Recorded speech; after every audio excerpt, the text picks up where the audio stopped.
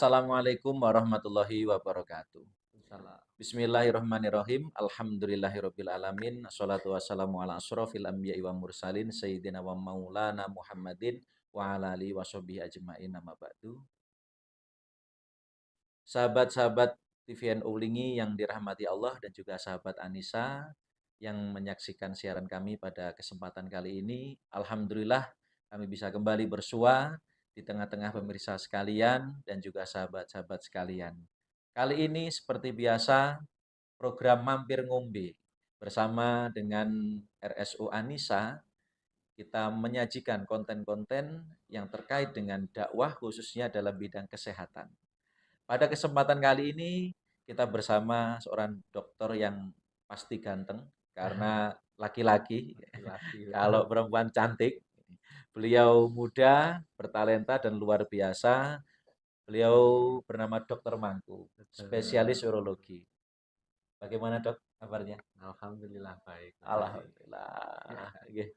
Ini perjumpaan kita yang pertama bersama Oh, beliau. oke. Dan sebelumnya sudah banyak masukan-masukan kepada kami terkait pertanyaan dan juga beberapa hal yang ingin disampaikan kepada dokter untuk dikonsultasikan. Ya. Sekali lagi, silakan untuk teman-teman, sahabat-sahabat Anissa maupun TVN Ulingi yang ingin menyampaikan pertanyaan atau konsultasi bersama dokter-dokter, silakan komen di kolom komentar, kemudian nanti kita sesuaikan sesuai dengan jadwal kita bersama dokter spesialis apa. Hari ini kita bersama dengan Dokter Mangku dengan tema batu saluran kemih.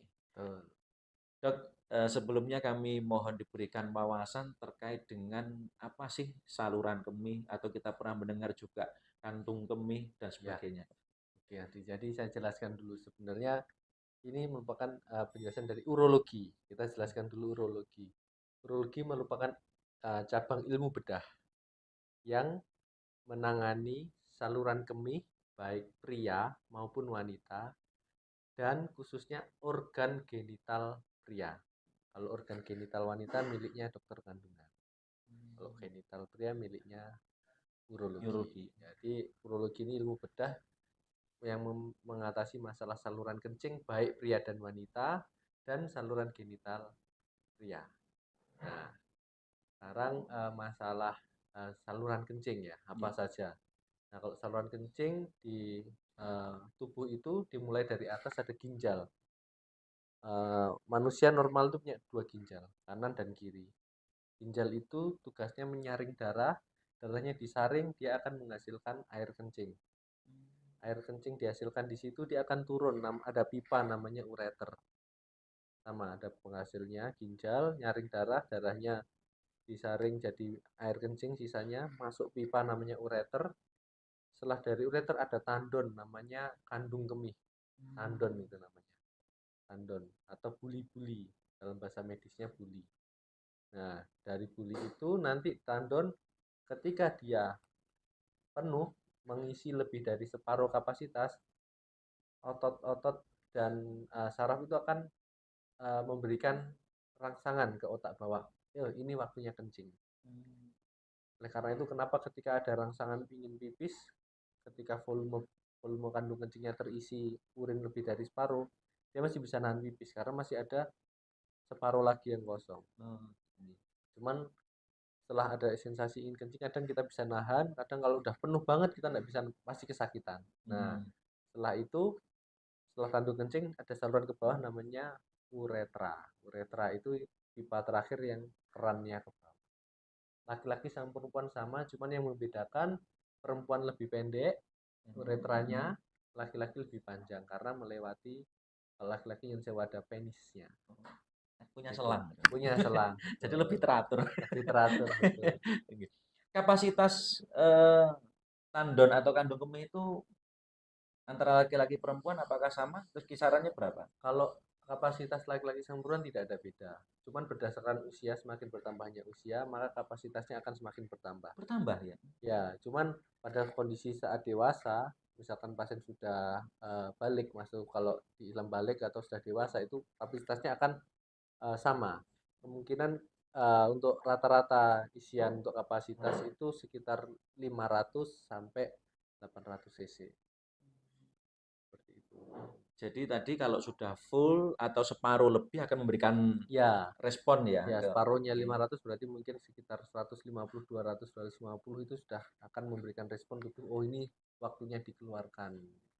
Berarti mungkin seperti anak yang belum balik yang masih kecil ketika sudah full betul dia tidak sampai sempat ke kamar mandi Dia sudah kencing kencing duluan. duluan. Betul. Berarti sama ketika tidur pun sama peristiwa Sama, ngompol itu sama. sama. Kalau peristiwa ngompol biasanya ada sensasi yang kalau di kandung kencing itu ketika kita harus kencing, maka ototnya harus meres, kerannya harus buka, ada klepnya. Di organ tubuh kita itu ada klepnya. Klepnya buka, ini meres, keluar air kencingnya. Mungkin waktu ngompol itu biasanya kita ada sensasi di atas yang mengirim sinyal bahwa oh ini harus buka. Mungkin waktu mimpi mimpi kencing atau apa Hmm, otomatis secara otot bawah sadarnya menyuruh kerannya tadi untuk buka, membuka. akhirnya pasien ngomong. Oh gitu berarti ya sebenarnya peristiwa itu harus dilakukan karena Betul, tangkinya full. betul. Karena kalau kandung kencing tangkinya full itu pun juga bahaya. Makanya kalau kita pernah dengar dulu apa saran kalau kita mau bepergian dan sebagainya, diharapkan kencing terlebih dahulu sebelum bepergian. Karena apa? Karena kandung kemih itu rapuh. Dia kayak balon. Kalau dia penuh kena benturan dia pecah. Kalau pecah bahaya. Udah. Makanya itu kalau kita bepergian harapannya kandung kencingnya kosong karena harus kencing dulu. Kenapa kalau kosong? Ya nauzubillah kalau misalkan kita ada Peristiwa sesuatu crash peristiwa terjadi. crash terjadi, ada benturan, kalau kandung kemihnya kosong enggak masalah. Tapi kalau penuh, das pecah. Kemudian eh, jika itu tadi kan seperti peristiwa ngompol itu peristiwa yang di bawah sadar kita kemudian dia harus terpaksa membuka, Betul. klepnya membuka. Kalau seperti anyang-anyangan dok, itu kan dia terus berhadas lah istilahnya. Ya, Dia oke. nggak bisa ngempet itu apakah klepnya di luar kendali kita? Sebenarnya klip itu pasti di dalam kendali kita. Kalau di luar kendali berarti memang ada masalah di situ karena masalah mungkin sarafnya atau apa. Mungkin saya ada pasien-pasien dengan penderita diabetes ataupun apa itu karena diabetes akan menggerogoti sarafnya, akhirnya sarafnya rusak atau error lah. Nah, cuman kalau pasien anyang-anyangan itu sebenarnya anyang-anyangan itu sebenarnya kalau di dunia medis kemungkinan besar adalah adanya infeksi di kandung kemih. Anyang-anyangan infeksi kandung kemih. Kenapa? Biasanya karena kandung kemih terlalu kosong. Terlalu kosong. Akibatnya dia akan mengiritasi kandung kemih teriritasi. Teriritasi akibatnya ada luka atau di dalam. Karena itu kalau ketika luka, ketika ada urin berapapun pipisnya yang jatuh dari atas sedikit nyenggol luka, dia akan terasa sensasi ingin kencing. Oh, Makanya sensasinya ingin berulang-ulang karena di situ di dalamnya kemungkinan ada infeksi yang mengakibatkan luka. Bisa jadi infeksinya karena apa ya? Pertumbuhan bakteri tadi, bisa karena kurang minum cairan. Biasanya orang habis olahraga lupa tidak minum dan sebagainya, setelah olahraga sering anyang-anyang, ya itu sebabnya seperti itu. Karena ada sensasi di kandung kencing yang mengakibatkan dia pengen pipis terus, anyang-anyangan, sensasinya pengen terus. biasanya di adat kita itu ada anjuran kalau anyang-anyangan itu jempol kaki dililit pakai karet gelang atau sekam padi Oh atau ya, damen lah. Itu apakah ada hubungannya dengan ini? kalau secara medis tidak ada hubungannya, Tidak ada ya? cuman mungkin ya Iya. ini mungkin sebagai pengalihan isu nyeri tadi, sensasi Oh. nyeri tadi. Hmm. Harapannya sensasi nyerinya teralih di yang dikareti tadi mungkin. Akhirnya Oh, enggak sering bis mungkin seperti itu. Cuman kalau secara medis memang enggak ada hubungannya.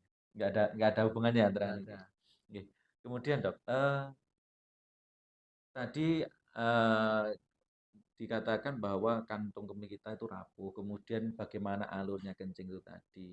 Nah, dalam kondisi tertentu apakah ada kelainan-kelainan yang ada di dalam saluran kencing? Ya, oke. Sesuai dengan tema kita tadi, batu saluran kemih ya. Jadi mulai dari atas pipa tadi ureter, kandung kencing sama uretra itu ada kelainan semua. Eh, yang kelainan yang bisa terjadi sama semua.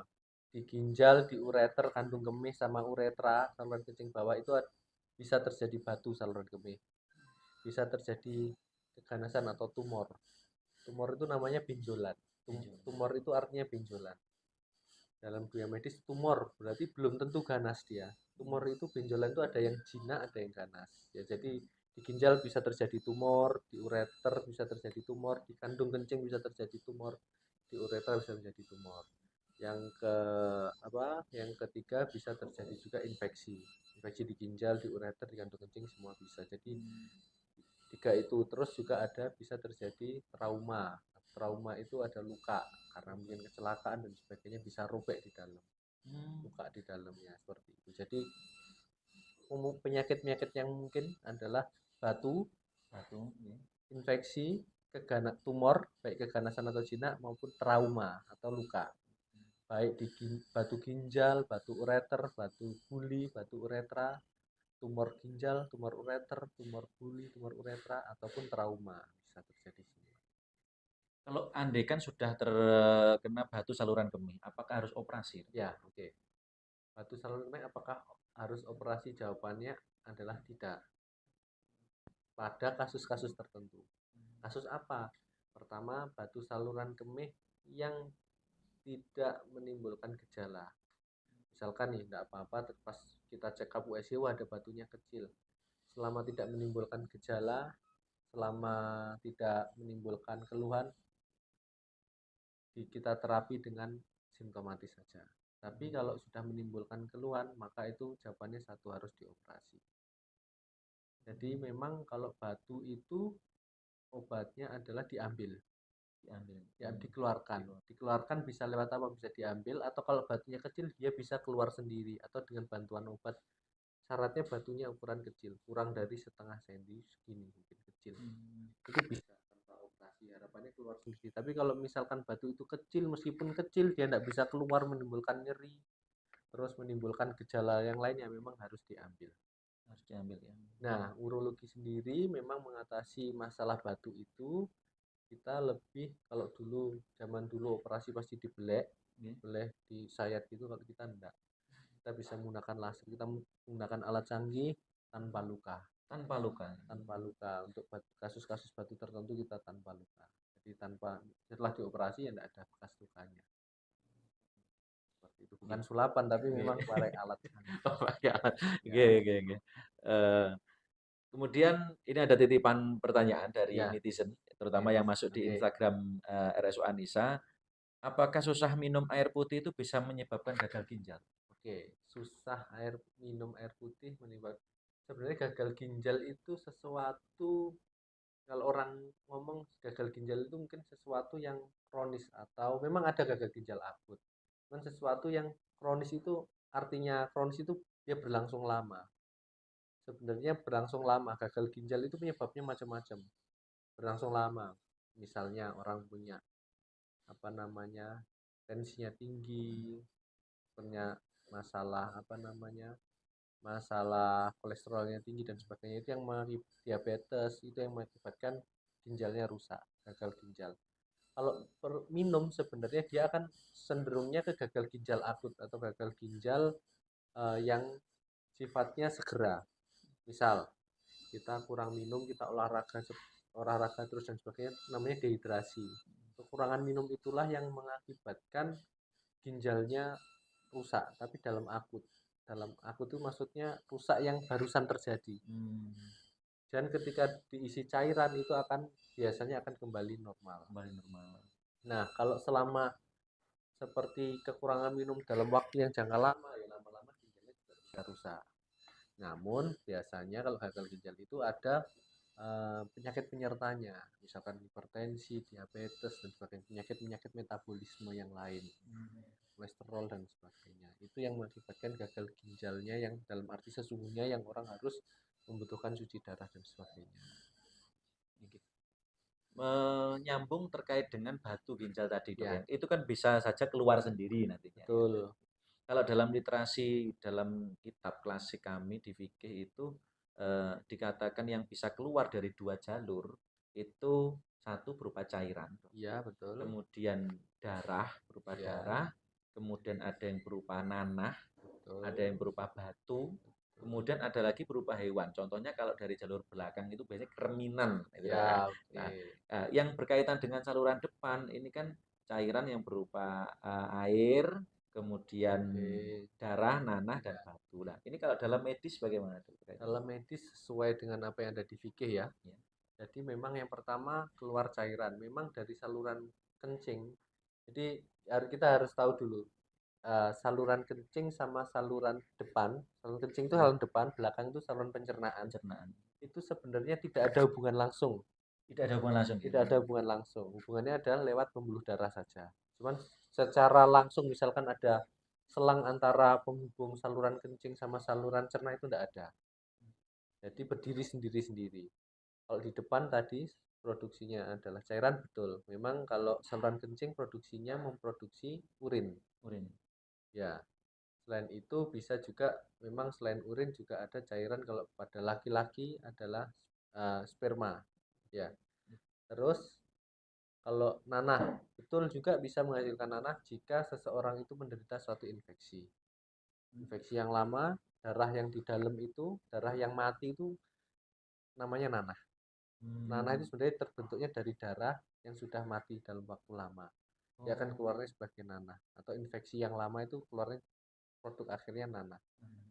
Nah, terus kalau darah memang bisa kencing dan sebagainya keluar darah itu kalau misalkan yang pertama ada trauma atau ada benturan di dalam yang kita tidak tahu sebabnya mungkin karena kecelakaan atau hantaman dan sebagainya itu bisa keluar darah ataupun keganasan yang saya jelaskan tadi tumor atau benjolan yang sifatnya ganas itu dia akan menimbulkan sesuatu yang mengakibatkan kencingnya mengandung darah darah yang keluar bisa seperti itu jadi benar tadi keluarnya adalah cairan bisa batu yang saya jelaskan tadi Iya. batu selang kencing bisa keluar sendiri bisa apa namanya nanah maupun darah. Oh. Eh, terkait dengan cairan yang keluar ya, itu kan ada yang berupa Ya, nanah tadi sudah jenengan betul. jelaskan, kemudian air berupa kencing gitu ya dok. Ya, Warna air kencing itu apakah ada perbedaan dan indikasi tertentu? betul. Wah, ini yang sering kita kita jumpai di mana?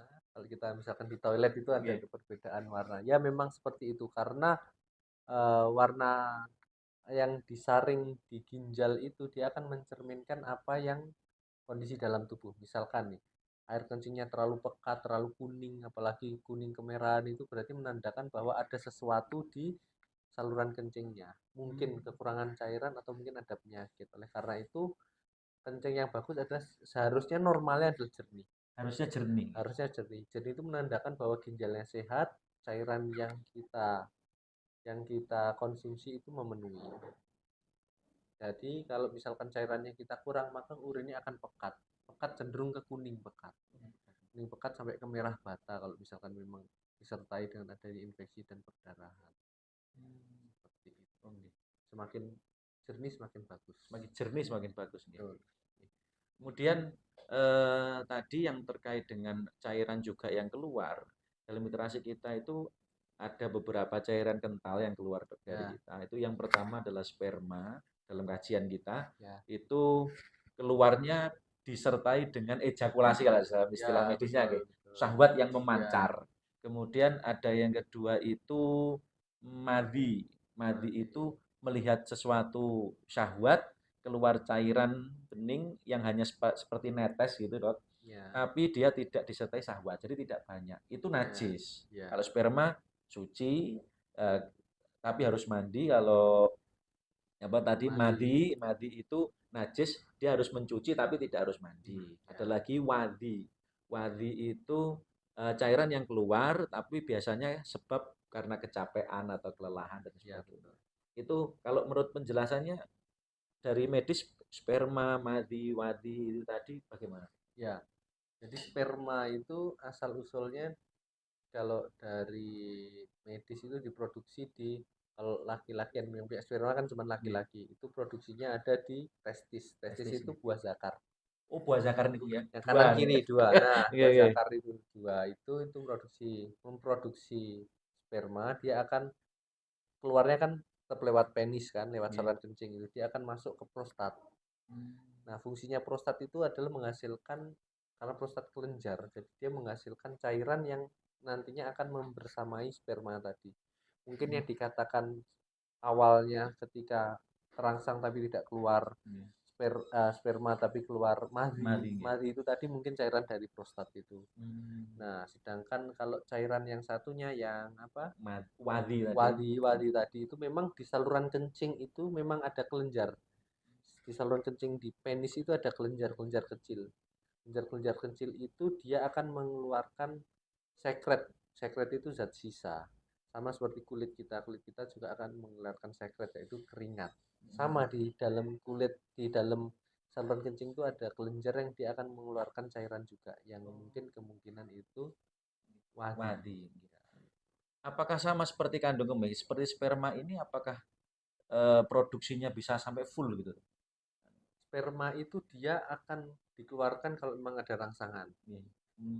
Testis akan terus produksi. Ketika sperma tidak dikeluarkan, dia akan diserap lagi oleh tubuh. Oh, diserap lagi oleh Diserap oleh tubuh. Tapi ketika dia dirangsang untuk dikeluarkan, maka sistemnya akan mengaktifasi prostat dan sebagainya untuk memproduksi ini.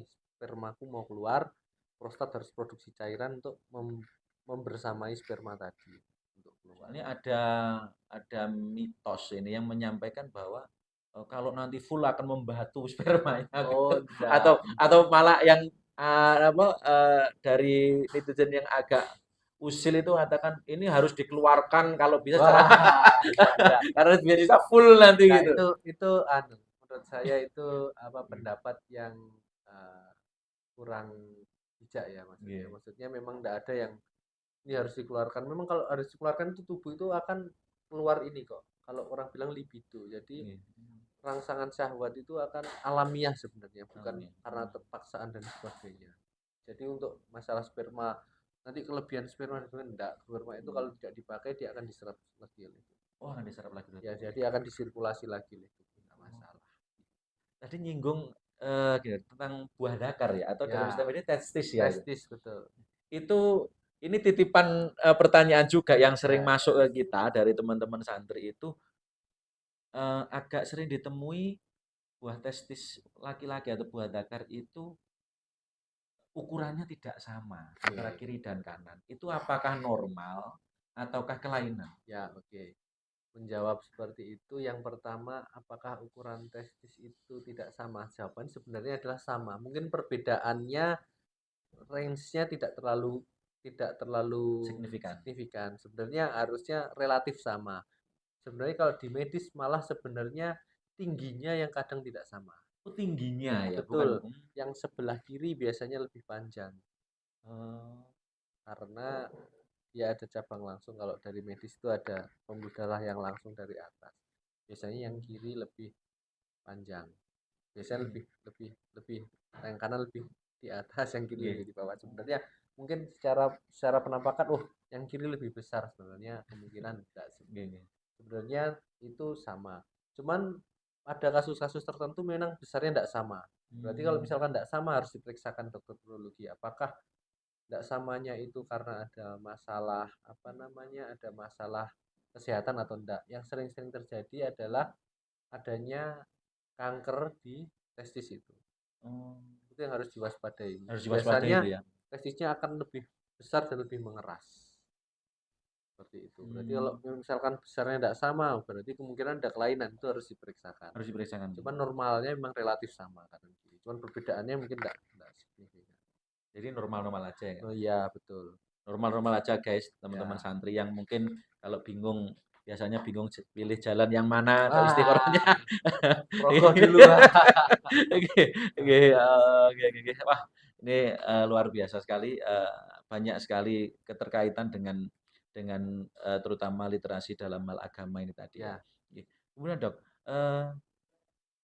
selain itu tadi apabila biasanya kita buang air kecil nggih, betul. kita Ya, dianjurkan satu yang jelas jongkok, kaki kiri lututnya nempel di tanah, ya, kemudian agak tinggi sebelah, kemudian setelah menyelesaikan ya. buang air kecil itu, kita dianjurkan kalau laki-laki biasanya itu dipelurut dari lubang saluran pencernaan menuju ke testis tadi dipelurut serut gitu. Itu biasanya sambil dehem itu sisa-sisa yang ada Ya. keluar. Kemudian kalau perempuan itu dari pusar ke bawah sambil dehem itu juga. Kalau dalam medisnya bagaimana? Ya, untuk yang pertama jongkok sebenarnya memang kalau dalam medis itu posisi kencing yang paling bagus kan jongkok. Karena apa? Karena dengan kita jongkok kita akan misalkan kita menekuk satu atau dua itu akan menekan perut. Harapannya yang saya jelaskan tadi kalau pipis normalnya itu adalah itu kandung kencing itu kan kayak balon itu dia akan memeras yang mengkeram gini kerannya buka. Hmm. Nah, ketika kita jongkok, tekanan di perut itu juga akan naik, akan tinggi. Akibatnya perut ini akan membantu menekan. Jadi, usaha kita untuk kencing tidak akan, maksudnya tidak terlalu besar. Jadi, pipisnya akan lebih enak. Itu yang pertama. Bener, memang ada benernya. Emang harusnya seperti sunnah kalau bisa pipisnya Iya, jongkok itu jongkok. benar, betul. Terus yang kedua, kalau misalkan di perut, memang kalau di perut memang laki-laki yang lebih panjang. Perutnya memang dari bawah, yaitu tujuannya sebenarnya untuk apa namanya mengeluarkan sisa. Oke, Iya, tidak sisa-sisa. masalah, tidak masalah. Terus kalau wanita dari atas ya memang karena wanita itu panjang dari saluran kencing bawahnya itu memang lebih lebih pendek dan memang tempatnya di atas, memang betul seperti itu. Jadi ini guys, terutama bagi sobat-sobat yang mungkin baru saja mengikuti kita, yang mungkin belum mengamalkan itu, Ya, mungkin masih banyak yang jauh-jauhan kencingnya sambil berdiri. ya, Mohon ya guys, jadi ambil sesuai dengan medis juga adalah anjuran dari sunnah Nabi itu jongkok, kemudian betul. dengan cara-cara seperti itu agar tuntas semuanya Betul, ya Kak. tuntas semuanya. Harapannya kalau tuntas kan mengurangi najis nanti. Biasanya kan orang setelah pipis ada sisanya biasanya ada keluar ya, Oke, oke. ada pipisnya yang masih sisa ya itu yang najis. Kalau untuk cara-cara ceboknya yang dari medis itu Dok, yang anu? Oke, kalau cara cebok. Nah, ini sebenarnya kalau pada laki-laki tidak ada masalah ya. Ya itu tadi diharapkan kalau pipis ya Nurut dituntaskan, tuntaskan ya. dituntaskan itu sama dibasuh pakai air yang mengalir, air bersih yang mengalir. Tidak harus pakai sabun tapi harus air bersih. Nah, ini untuk pada anak-anak atau pada wanita itu kalau cebok, kalau misalkan nih, misalkan kita biasanya buang air besar sama buang air kecil. Diutamakan yang pertama kali dicebok adalah yang saluran air kencing. Hmm. Jangan saluran buang air besarnya dulu karena dia Hmm. akan kontaminasi. Terus arahnya Yun Sewu ya ini Iya, untuk pendidikan kita bersama, iya. edukasi bersama bahwa kalau arahnya cebok itu kalau posisinya saluran kencing itu akan kalau dia akan di depannya dari Yun Sewu dari anus atau saluran ee. Ya. Dia pasti di depannya. Oleh karena itu yang lebih kotor kan sebenarnya apa yang kita makan dari Iya. ee. Itu akan banyak bakteri dan sebagainya. Oleh karena itu ceboknya biar tidak mengkontaminasi saluran kencing adalah ceboknya dari depan ke belakang Dari depan ke arahnya. belakang. Depan ke belakang dengan air yang mengalir. Seperti itu. Kalau misalkan apa makan itu dibiasakan diceboki dulu yang saluran kencing dulu sebelum saluran Pencernaan. pencernaan. Berarti dari depan ini ya. Dari depan Iya. tangannya dari belakang biasanya bagusnya. Oh. Nih ya guys, secara Tips medis tipsnya, ya jadi yang kerentanannya lebih kecil baru ya pencernaan. Nah, nyambung dengan cebok atau istinja itu di kita bagi yang sudah menikah ini, mohon maaf yang ya jomblo yang sudah menikah ini setelah berhubungan dengan istri, ya, ya berhubungan dengan istri, berhubungan badan suami istri, kemudian mengeluarkan ya ya ejakulasi, kemudian setelah itu dianjurkan untuk ke kamar mandi, cebok atau istinja. Kalau mau ronde kedua ya wudhu ya dulu ya minimal, ya.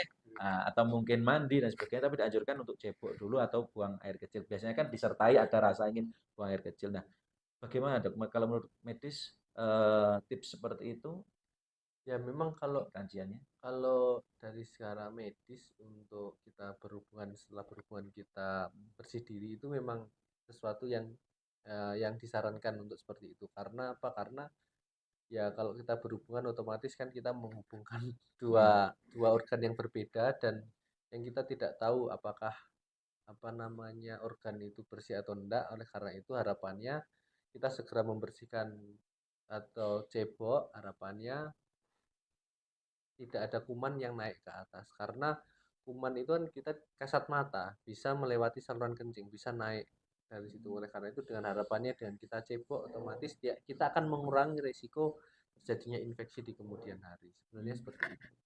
Oh, wah, ini eh, luar biasa. Kemudian terkait dengan prostat, Dok. Ini ada Ya, titipan prostat. Oke. dari sahabat Anissa. Bagi yang sudah terdiagnos prostat, apakah harus dilakukan operasi? Ya, Nah, oke. sebelumnya mungkin terkait prostat ini terkait dengan sakit atau kelainan atau sebagainya mungkin bisa dijelaskan dulu. Ya, prostat itu organ kelenjar yang saya jelaskan tadi, kelenjar dia yang dimiliki cuma laki-laki. Jadi perempuan itu tidak punya prostat. Tidak punya prostat. Tidak punya prostat. Prostat itu kelenjar, dia akan menghasilkan cairan yang itu tadi saya bilang dia akan memberikan eh, cairan yang sebenarnya di dalamnya ada makanan buat sperma itu tadi untuk menuju pembuahan kalau misalkan hubungan badan ataupun melumasi juga sperma. Nah, prostat itu dengan bertambahnya usia manusia ukurannya akan semakin besar, sama halnya kalau kita semakin kita tua rambutnya juga akan putih sama. Setiap orang laki-laki semakin bertambahnya usia prostatnya akan semakin membesar. Namun ada yang menimbulkan gangguan, ada yang tidak. Gangguannya apa ya? Misalkan pipisnya jadi sering tidak lancar, harus mengejannya harus lebih lebih banyak mengejan, terus dia terbangun malam hari karena ingin kencing itu merupakan tanda-tanda prostat. Apakah harus dioperasi? Jawabannya tidak. Pengobatan yang pertama adalah watchful waiting. Watchful waiting itu kita kita cuman perubahan pola hidup aja, mungkin mengurangi masa makan makanan yang mengiritasi kita ingin kencing, ataupun apa namanya kita kontrol rutin. Yang kedua dengan obat jika kita uh, ada gangguan dalam kencing, misalkan harus mengejan nih, harus kencingnya setelah kencing netes, setelah kencing Hmm. tidak lancar dan sebagainya, itu kita diperiksakan ke dokter, kita kasih obat dulu. Kita kasih obat, misalkan dengan minum obat keluhannya membaik, ya diteruskan obat. Nah, kapan dioperasi? Ada tiga syaratnya dioperasi. Prostat harus dioperasi. Yang pertama, jika prostat itu ada gejala atau komplikasi orang bilang. Komplikasinya apa? Pertama, tidak bisa pipis. Kalau orang dalam bahasa medisnya retensi urin. Jadi nggak bisa kencing. Hmm. Itu berulang, bukan cuma sekali, berulang. Ya. Kalau sekali kita kasih obat, setelah minum obat bisa kencing dan sebagainya, kita teruskan obatnya. Kan kalau ketika kita kasih obat, dicoba kencing, nggak bisa kencing lagi, ya itu berarti komplikasi sudah. Prostatnya sudah tidak merespon dikasih obat. Harus dioperasi yang pertama. Yang kedua, jika ada komplikasi yang mengakibatkan mungkin karena tadi saya bilang kandung kencing, prostat, terus ada saluran kencing. Jadi prostat itu menyelimuti dari uretra, saluran kencing yang bawah, Hmm. tapi cuma di atas tok, yang di atas itu diselimuti itu. Nah, kalau dia membesar otomatis dia akan menggencet saluran kencing, akan sempit saluran kencingnya sempit. Oleh karena itu aliran pipisnya yang ke bawah dia tidak lancar. Tidak lancar akibatnya apa? Urinnya mengendap, bisa terjadi batu. Batu di kandung kencing. Kalau ada seperti itu berarti harus dioperasi.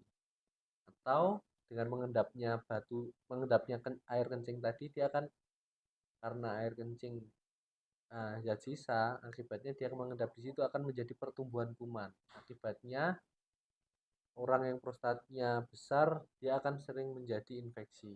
Kalau infeksi saluran kemih berulang, dia demam berulang, ya itu memang harus prostatnya dioperasi.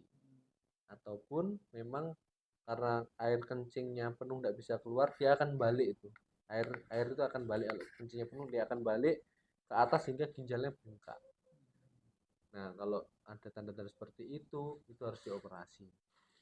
Yang pertama tadi adanya apa namanya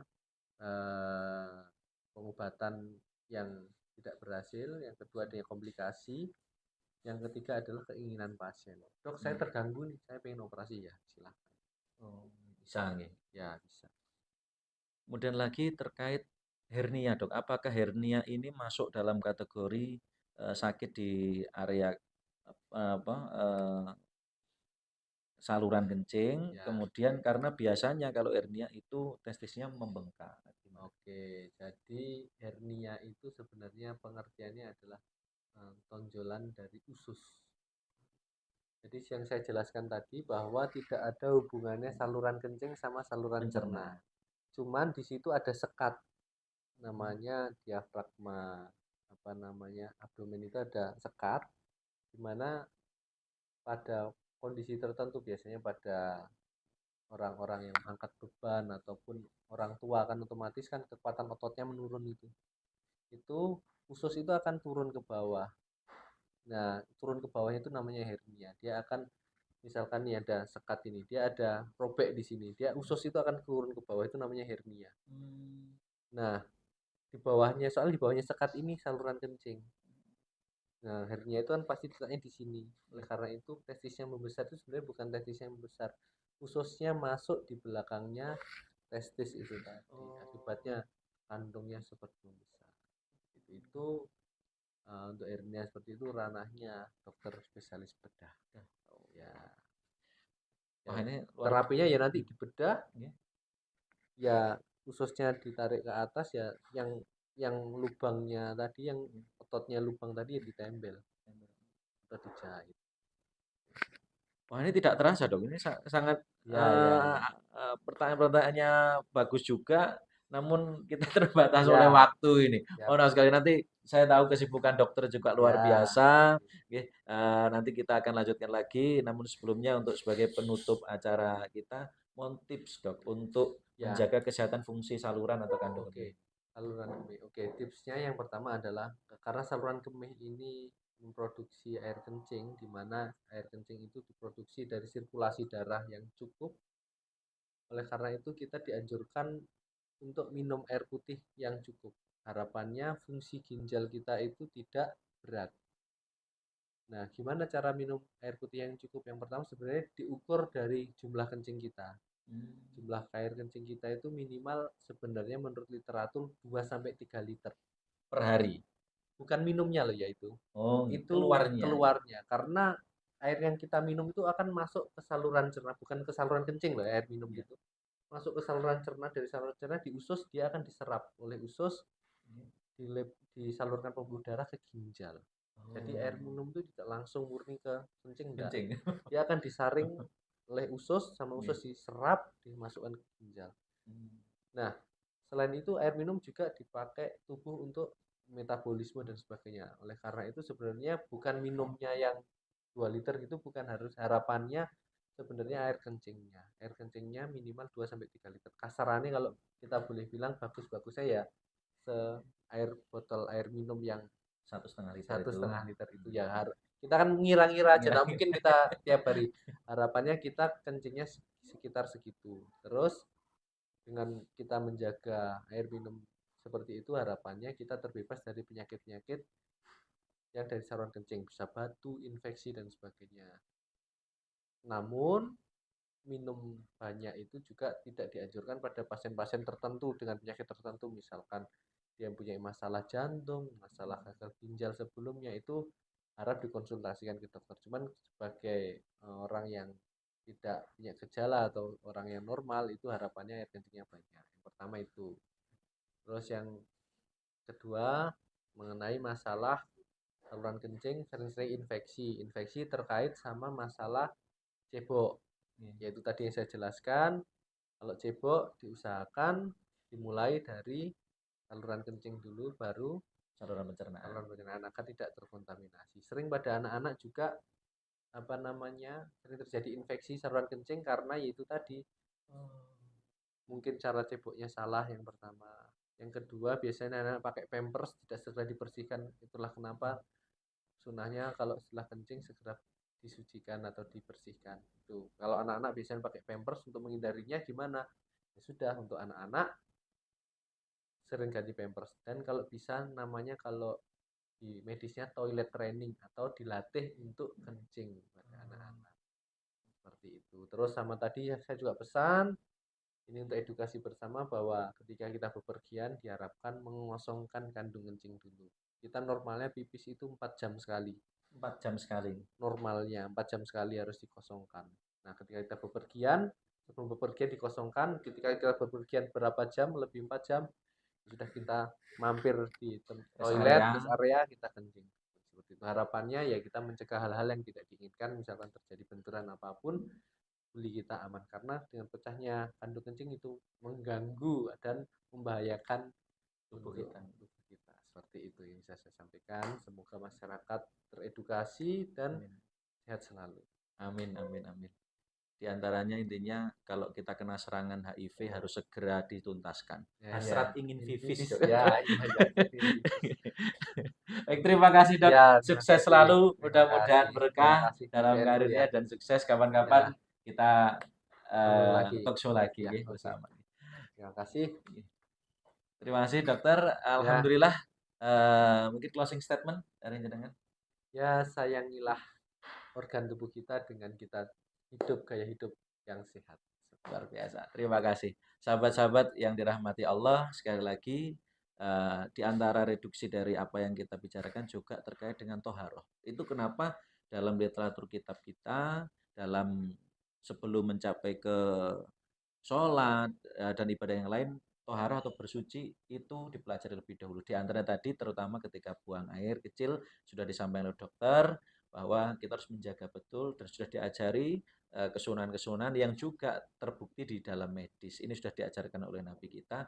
Yuk kita ikuti bersama. Terima kasih. Kita ikuti talk show berikutnya. Kami mohon kritik sarannya di kolom komentar. Dan sebagai penutup, tahu nggak kenapa ginjal itu ada dua, Dok? Karena kalau satu namanya ganjil. Ganjil lah, ya. Wallahul muwaffiq ila aqwamit thoriq. Assalamualaikum warahmatullahi wabarakatuh.